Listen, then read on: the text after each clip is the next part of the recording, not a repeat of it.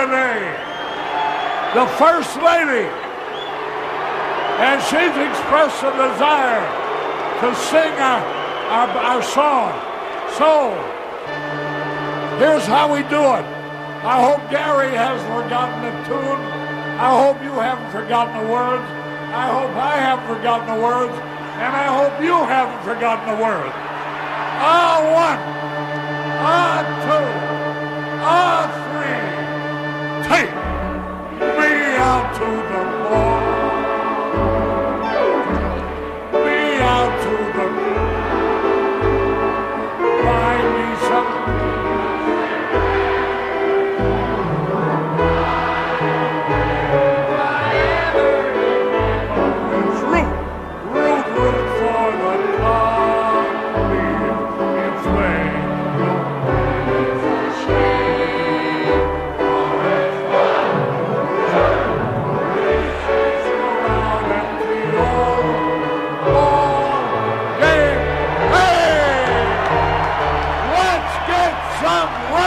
The Monday Morning Quarterback on the 24th of December 2018, which is officially the Christmas Eve, and happy holidays to everyone out there, and happy Christmas, as Alistair Cook would say. Let me just get a little bit about where our lineup is the next few days. We'll have special programming tomorrow morning or tomorrow in the daytime. There is also an open source report coming up. We started working on it, so we'll get it out in the next few days. And we'll be looking at some other things. We have finally B.I. Putin's address. His annual address runs about almost 4 hours. The address itself, we did a little over an hour of V.I. Putin there, which includes his address and some of the Q&A. We'll be looking at other things as we move along here. Hopefully we'll get an All About Sports out in the next few days. So we're working to move as quickly as possible. Also over the weekend, a Numbers Man, that is our macroeconomics program. It is out under the week that was. We have the speech by the Fed chair, and how long he'll be there. DJ Trump is plotting to fire him. So you're going to see a lot of removals as far as DJ Trump's general staff. They come and they go. The latest casualty is his defense secretary, minister of defense, or what do you want to call it? The General Mad Dog Mantis. Hope I'm pronouncing his name correctly there.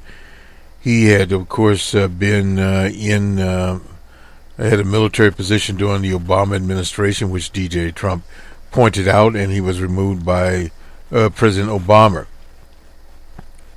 And according to Trump, his new line is, well, he gave him another chance.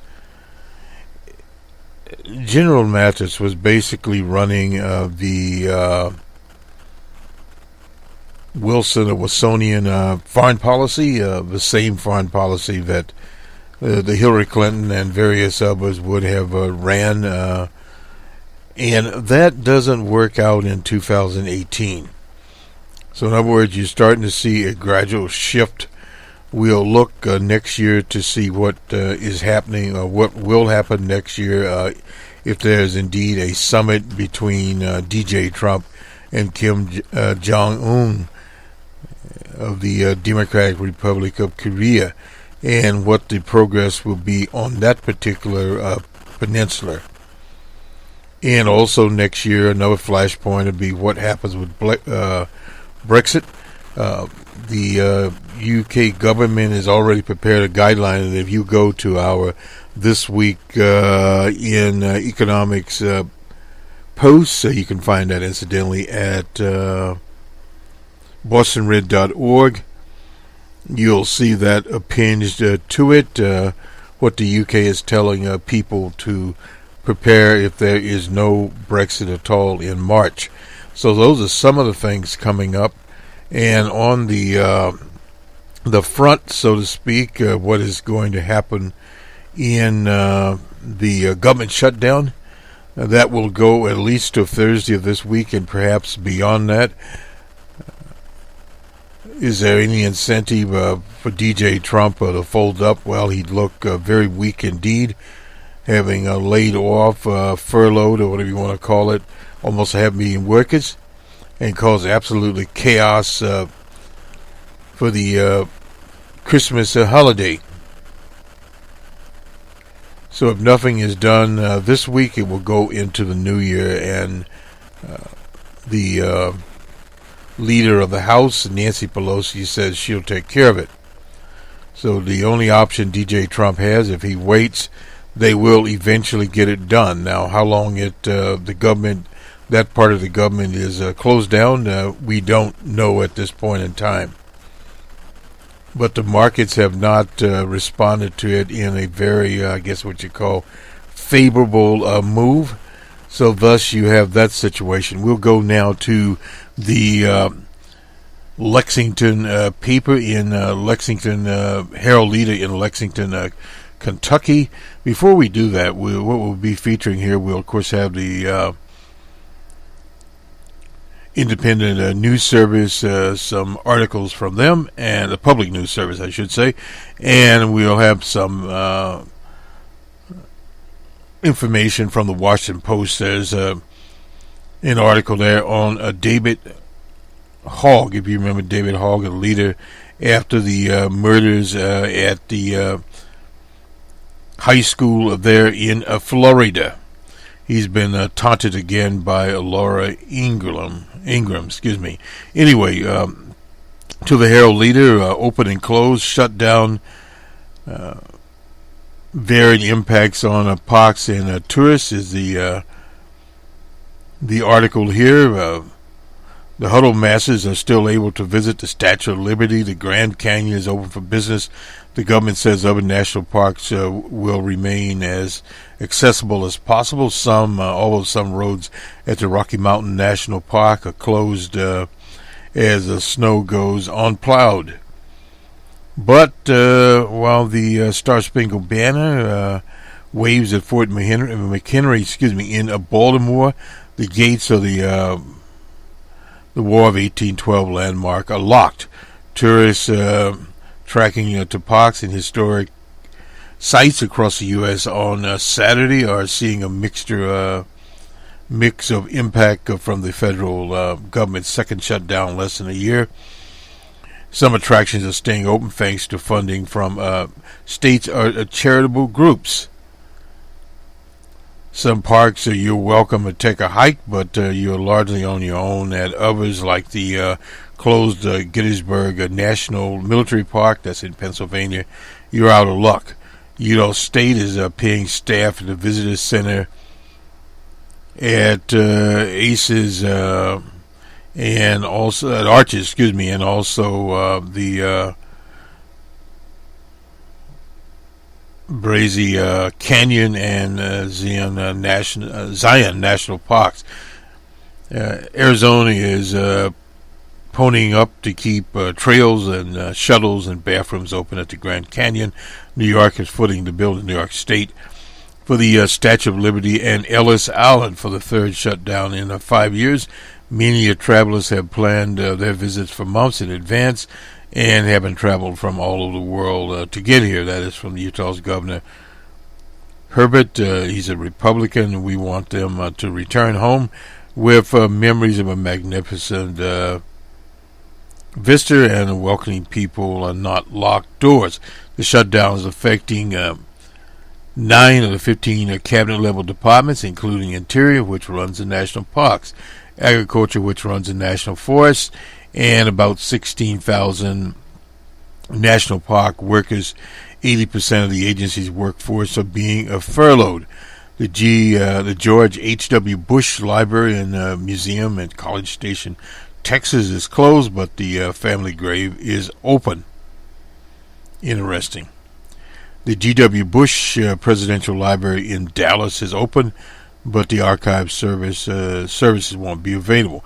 Temporary and permanent exhibits at the Clinton Library and Museum, a top tourist attraction in Little Rock, Arkansas, are closed, but the restaurant is open and featuring shutdown specials. At Acadia National Park, that's in Maine, austerity measures include closing some bathrooms, curbing trash collections, and cutting back on snow plowing. A lack of plowing has closed roads at Rocky Mountain National Park, that is in Colorado.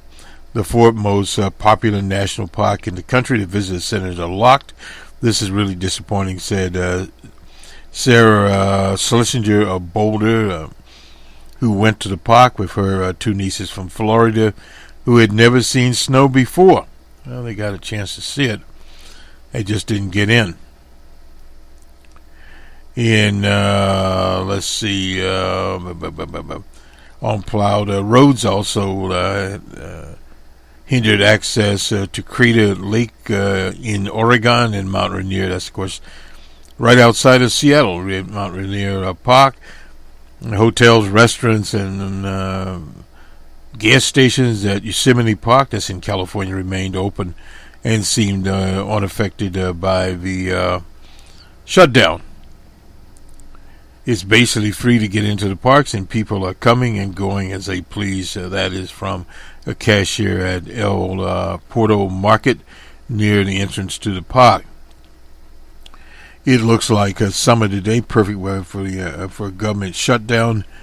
And the Great Smoky Mountain National Park, that is in Tennessee, said visitors should practice and leave no traces, principles to avoid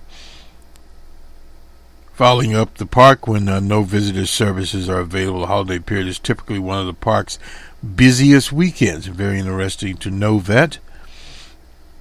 And at the Pearl Harbor, that's in Hawaii, that's the USS Arizona Memorial. The memorial itself is closed until March for repairs, so it escaped. At Alcatraz, that's in San Francisco. I guess Lisa looks over at Alcatraz. Anyway, the company that provides ferry service to the federal penitentiary turned the National Park site in San Francisco Bay kept its daytime tours going on Saturday, but canceled behind the scenes and night tours. So they got night tours there. The Statue of Liberty, Ellis Island, was a business as usual in New York. That's according to Andrew Cuomo. He's the governor of New York. Thanks to New York kicking in funds. In Arizona, Governor Ducey is on the job there, and they have a Grand Canyon protection plan. And regardless of what happens in Washington, the Grand Canyon will not close on our watch, according to Ducey. He wants to get reelected. So that is the story of the shutout as we go forth. Let me just grab some things that have been lying on the desk. This is from the New York Times Magazine. Is denationalization the next front in the Trump administration war on immigration?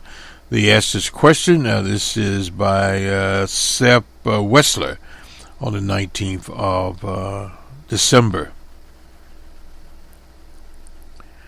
On the morning of June the 2nd, 2017, Odette DeRinland, I suppose, walked to a knock on the door in a one-story bungalow that she shared with her husband and her kids. She was recovering from minor surgery, so the 26-year-old daughter, Rebecca, rose to open the door. Outside was a group of federal agents from Immigration and Customs. Rebecca was refused. Everyone in the family was a citizen. Confused, I'm sorry. She told the officers there must be a mistake. They told Rebecca there wasn't, and one officer ordered Odette to dress and then led her out of the house into a government vehicle, and away she went. At that time, Odette, Gilbert, and Rebecca had been American citizens for 5 years. They lived in the U.S. for more than 2 decades, 20 years, since political violence in their native Haiti forced them out. The husband, Gilbert, had actually even joined a protest when Jean Bastide was summarily removed and forced out of the country by his own security detail.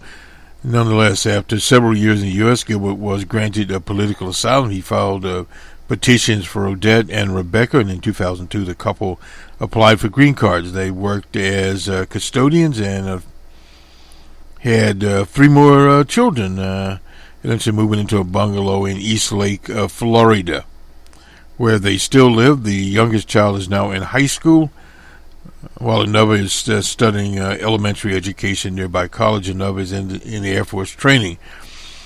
Rebecca, who has a young boy of her own, works at a nearby call center.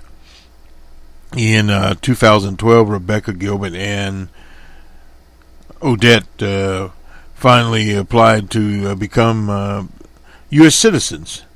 Later that year, they took their oath of allegiance. It was big, like real Americans.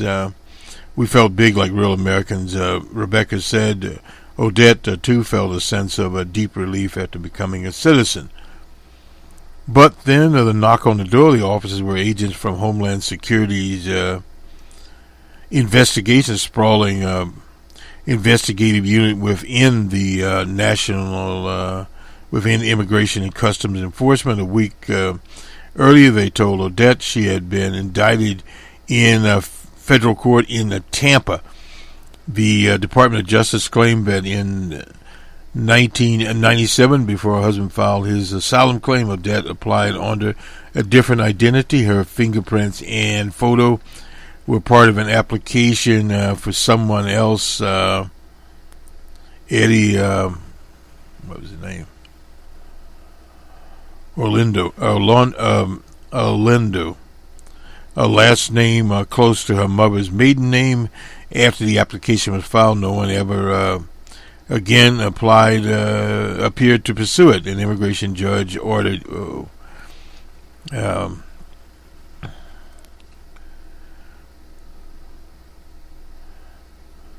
Lindor deported in absentia. They presented me with a name, and they said that name is my name, and that matched my fingerprints, and it had been in existence for 21 years, Odette said. They showed me a paper. They said it was I was supposed to be deported, but they never found me. So she was charged with a criminal offense, evidently presented evidence to the judge that a document prepared by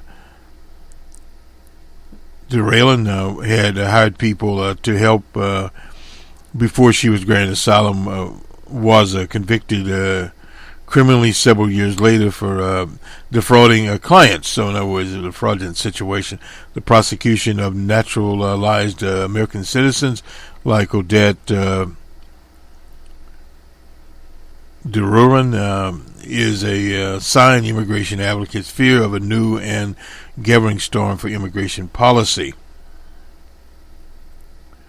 The DeRaylan, I suppose, is D-U-R-E-L-A-N-D, was filed as a part of an immigration and customs enforcement program called Operation Second Look. That started under the Obama administration. It was called Operation Janus. Both operations seem to identify cases in which people might have been nationalized despite apparent deportation orders or concerns about fraud and criminal activity. The numbers were already rising at the end of the Obama administration, but the rhetoric from the Trump administration suggests that the rise on his watch is more random noise. No doubt. Last January, the Department of Justice announced that it was the first conviction for a denationalized fraud to come out of Operation Janus, which along with Second Look is looking into 315,000 immigration cases in which concerns have been raised, but fingerprints were not uploaded to the government's digital system. Some of these people, the government words may have gone on to become citizens with fake identities. By the end of the Obama administration, the Department of Homeland Security had referred 120 cases to the Justice Department to face possible federal charges. Now, in announcing the first denaturalization, the Trump administration said in a news release that the American Citizenship and Immigration Service plans an expansion. The agency sought to refer 1,600 people to face charges. That was on a Beauregard session. Beauregard is gone now.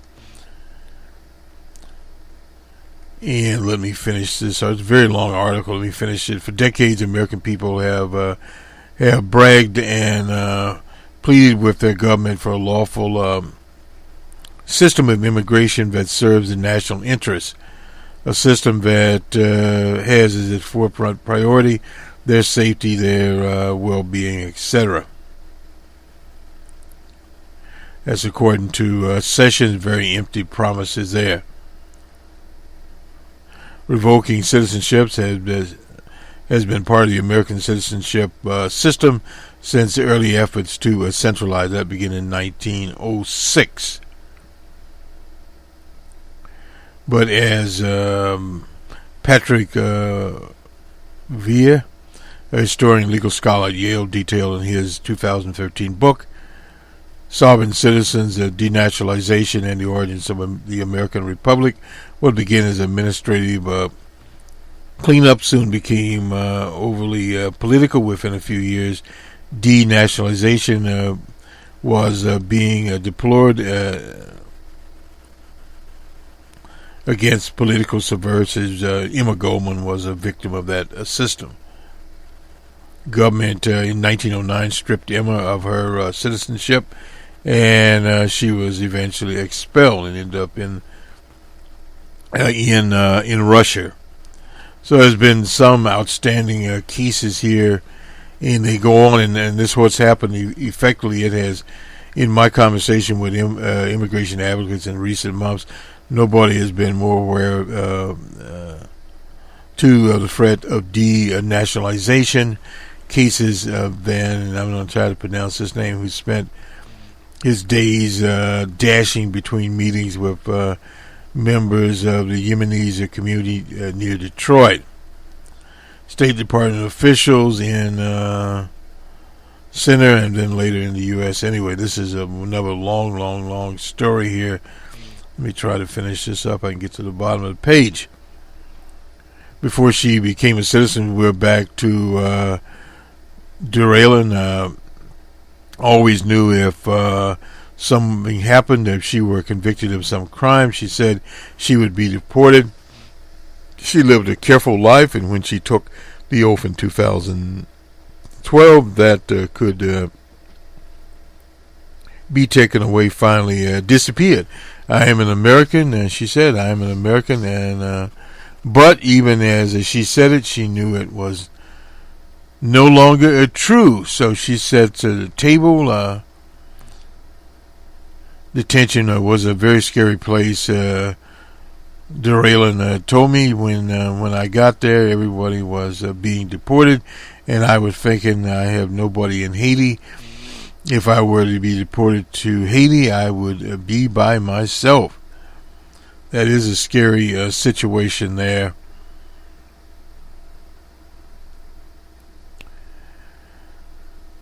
And she was finally released from the detention center. I didn't know if I would come home again, she said. This is Deralen, standing beside her 15-year-old son,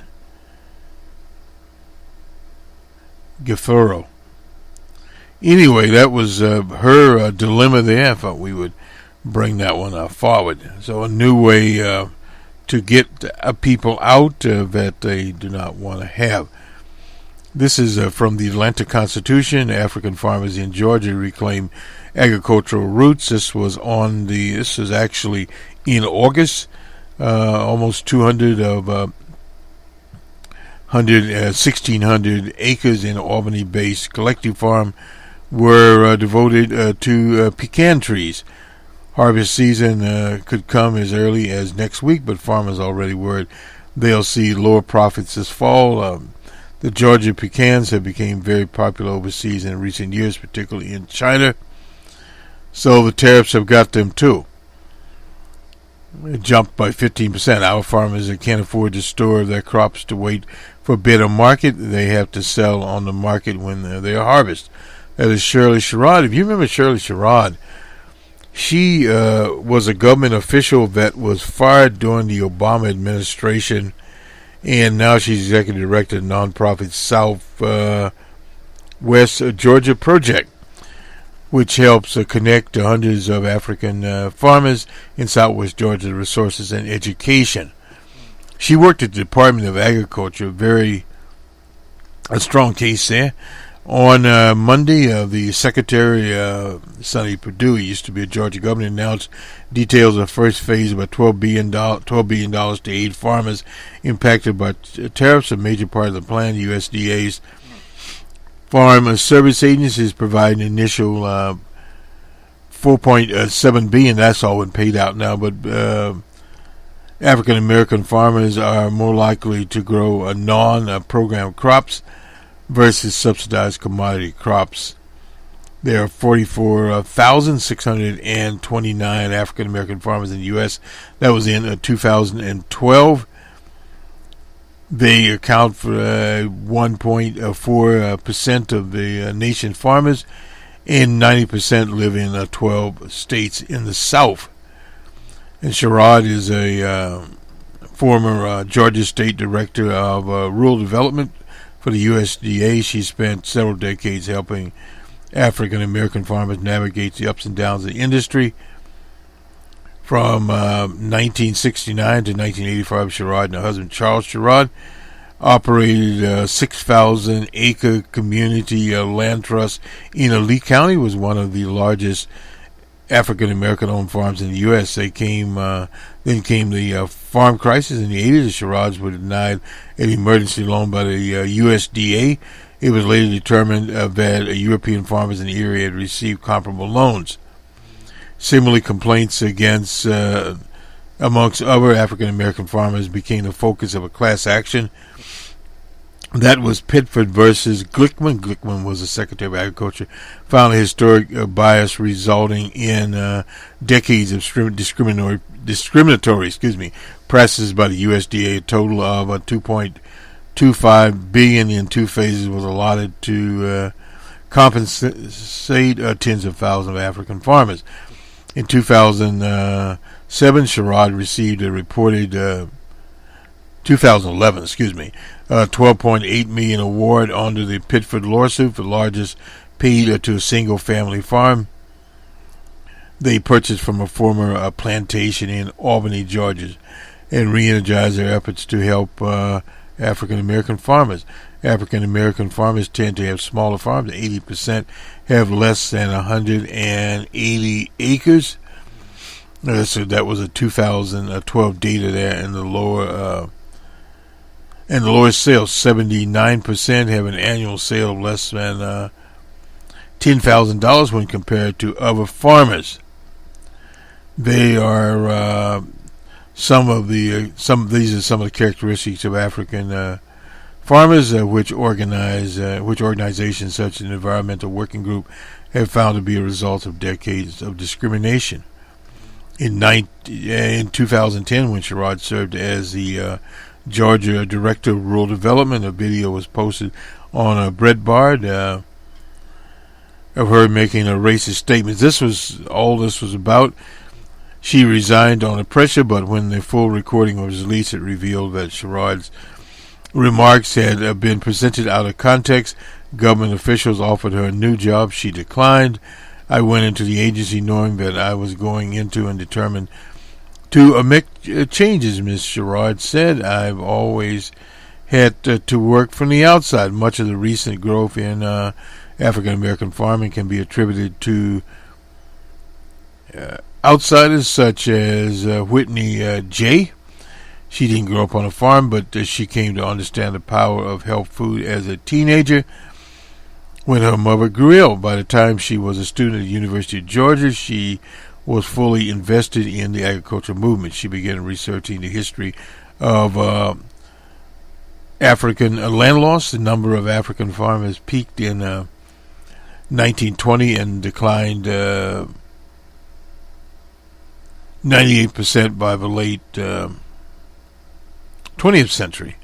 And studying the grassroots agroecological movement in South America. 2 years later, she and her husband turned a half acre into this is a Portuguese of land in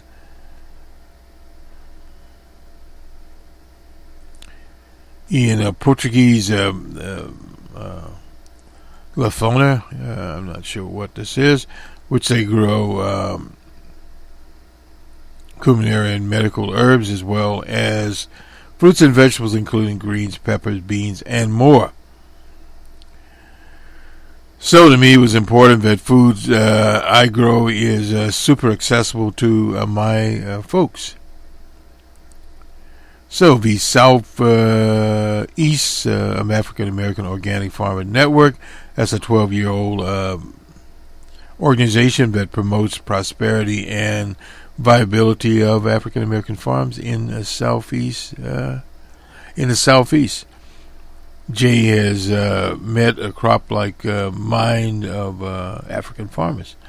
So one of the things going here, we'll do a special on African American farmers. We'll have to get to that, and we'll use this article as a basis, and we'll fully research it, and it was not fully researched here, and see where Ms. Sherrod is. Let me just check on our time here.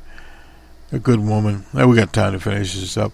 Laura Ingram and her taunting of David Hogg over his college rejection. He's now will be a member of the Harvard class. In mid-December, early entrance candidates began logging into application status to learn when they were accepted in one of the world's most prestigious universities, but one in particular, a famous member of the class that would be of 2023, brought a more than congratulations, David Hogg. It was last lap. Thanks for all the well wishes. Hogg tweeted on Saturday morning, I'm attending Harvard in the fall with a planned major in political science. He deserves it. Thank you all for the well wishes. I'm attending Harvard in the fall and plan that major. Mr. Hogg is one of the survivors of the shooting at Marjorie Stoneman Douglas High School. That's in Parkland, Florida. He left 17 people dead. He helped organize a March for Our Lives, the strongest gun violence protection measure, which drew almost 1 million people to the nation's capital. The 18-year-old very public stance. Harvard didn't immediately return messages this Saturday, but in March, the TMZ, these rejection letters from California colleges, the California State University at Long Beach, UCLA, the University of California at Santa Barbara in the hills there, and the one in San Diego.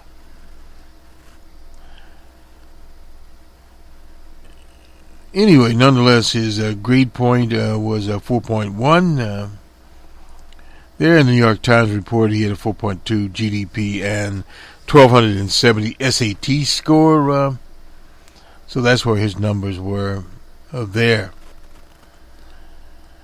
So he's having the last laugh about this, and the matter England lost a lot of sponsors. Miracle Year, Ruby Tuesday, Johnson & Johnson, Nestle, Hulu, and et cetera, et cetera. So She probably is not laughing. Let me get this in about Greyhound buses. We've talked about this before, but this is the Greyhound lines expanding alerts to passengers about their rights should immigration agents board the bus to demand identification and proof of citizenship. The information includes details of how to file a civil complaint and ways to support a change to a federal law about warrantless searches. The advisor comes in the midst of holiday travel campaign by various civil rights groups. Greyhound posted a guide on the 13th of December on its website, Your Rights and Rules on Board. California woman in Oakland asked the judge for them to stop this practice. Crystal Booker said the website change and the posters arrived at the terminals were issued to provide increased transparency out of respect for customers' dignity, privacy, and safety. She added Greyhound is walking a diplomatic line, be complying with the law, and better serving its customers.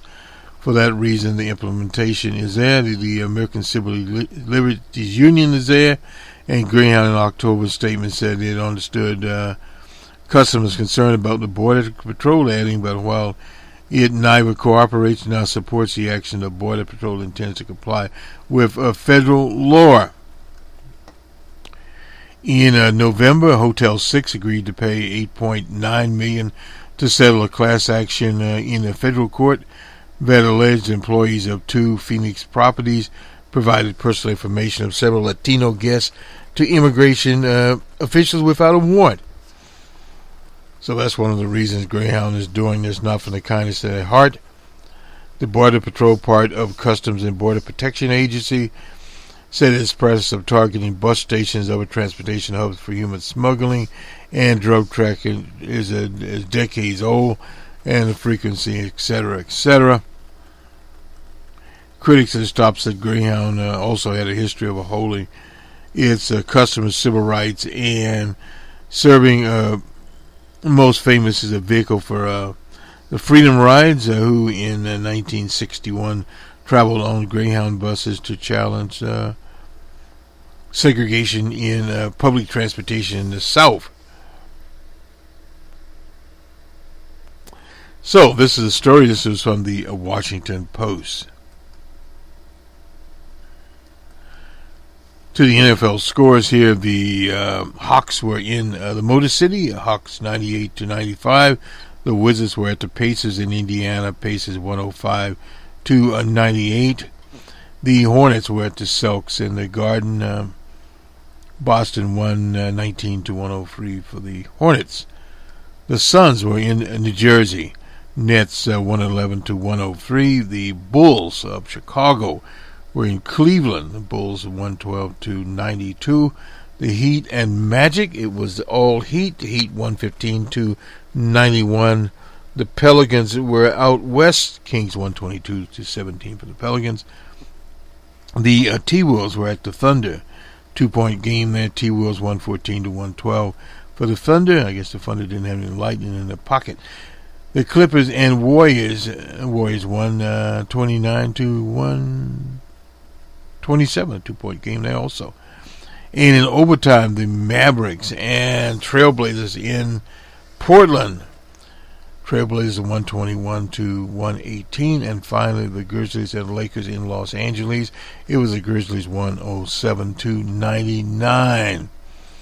Let's get some college football scores. This is from Friday the 21st. Florida International in Toledo. It was Florida International 35-32. Western Michigan and BYU was all BYU 49-18. And on the 22nd, on Saturday, it was Memphis and Wake Forest. I don't hear much from Wake Forest anymore. Nonetheless, the score was 37-34. Wake Forest, Houston, and Army. It was a slaughter, literally. Army 70-14 over the University of Houston. Buffalo and Troy. Troy, 10-point game. Troy 42-32. And finally, Louisiana Tech and Hawaii, it looks like it. Anyway, 31 to 14. And so on we go. We'll flip to Wednesday, be Boston College and Boise State. And that'll be, at 1:30, and then Minnesota and Georgia Tech at some bowl. That'll be in Detroit. California TCU, that'll be at 9 p.m. And on Thursday, Temple and Duke and the University of Miami and Wisconsin will be, I guess, the night game. Baylor and Vanderbilt also will be coming up here on Friday the 28th. Purdue and Auburn will be the afternoon game. Then West Virginia and Syracuse will be the night game, I guess. Camping World Bowl in Orlando, Florida. Iowa State and Washington State, no idea who they are. They're Alamo Dome. And on the 29th, we're getting closer and closer to the end of the year. Florida and Michigan, and then we'll have South Carolina, Virginia, Arkansas State and Nevada, Notre Dame and Clemson. And then the big game at 8 o'clock, Oklahoma and number 1 Alabama. On New Year's Eve, we'll have Cincinnati and Virginia Tech, Stanford and Pittsburgh, Michigan State and the Oregon Ducks, around 3 o'clock. Michigan and Oklahoma State and Northwestern and Utah, NC State and Texas A&M. And on the 1st, we'll have January 1st, Mississippi State, Iowa, LSU, UCF, I don't know who they are right now, and Kentucky and Penn State, that'll be a big game. Washington and Ohio State, that'll also be a big game. And Texas and Georgia, and on the 7th, I suppose that'll be the national championship. I think it is at Levi's Stadium in Santa Clara, California. On to hockey. And what do we have? The Blue Jackets shut out the Devils in Detroit 3-0. The Bruins and the Hurricane. It was a Hurricane 5-3 over the Bruins. The Flyers and Rangers. It was, and they had an overtime, it looks like. The Flyers 3-2 over the Rangers. The Panthers and Blackhawks in Chicago. Panthers 6-3. The Red Wings and Maple Leafs in an overtime. It was Maple Leafs 5-4. And the Islanders and Stars, final score there, 3-1 Islanders over the Stars. The Kings and Golden Knights, another overtime game. A lot of overtime games this season in hockey. 4-3 was the score there. And finally, the Coyotes, another one of these games. And Sharks. It was the Coyotes 5-4 over the Sharks. This will do it for us. We ran a little bit over there. Again, happy holidays to everyone. And we'll see you on the Open Source Report, and also tomorrow on Christmas Eve, the Happy Christmas program. We'll have to try to put that together. Hopefully we'll hear a little bit from our foreign broadcast partner, Jerry Pippin, as we normally do. We honor Jerry Pippin on the Monday Morning Quarterback. This is Boston Red from the Jerry Pippin broadcast booth.